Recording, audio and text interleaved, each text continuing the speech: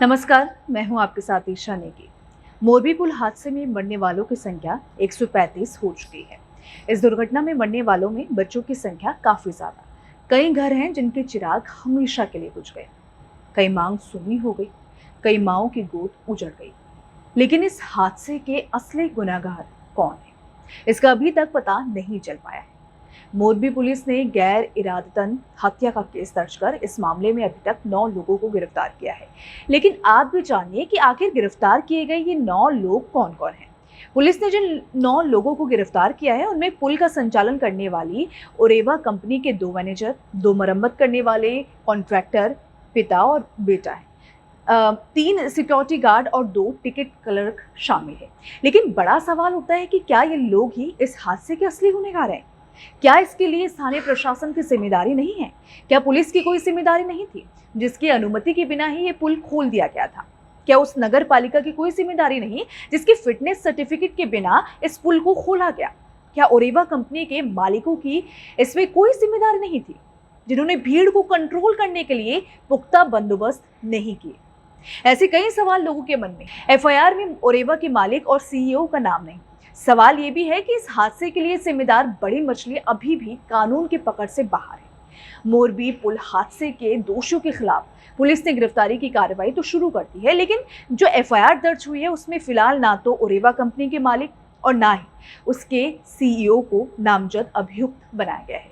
इसलिए सवाल उठ रहा है कि असली कातिल कानून के शिकंजे में आएंगे और ये भी क्या उन्हें कभी सजा मिल पाएगी? ये भी सवाल उठ रहा है। ये सवाल इसलिए क्योंकि पुलिस ने गैर इरादतन हत्या की धारा के तहत मामला दर्ज किया है और ऐसे अपराधों का इतिहास बताता है कि सबूतों के अभाव में अक्सर ताकतवर अपराधी बच निकलते हैं और जुर्म का सारा ठिकरा छोटे कारिंदों के सिर फोड़ दिया जाता है। 135 मासूमों को कैसे अब न्याय मिलेगा?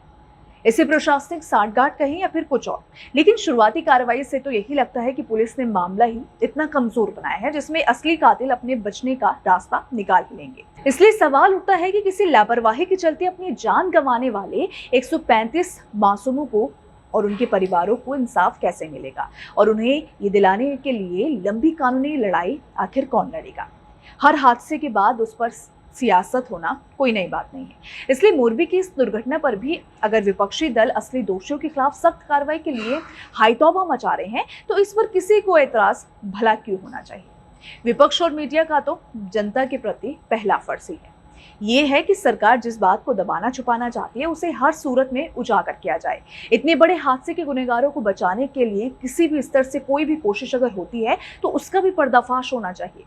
भ्रष्टाचार से जुड़े हादसे के तार अगर यहाँ पे बात करें तो मोरबी पुल पर हुए इस हादसे के एक बड़ी वजह कहीं ना कहीं भ्रष्टाचार से भी जुड़ी है।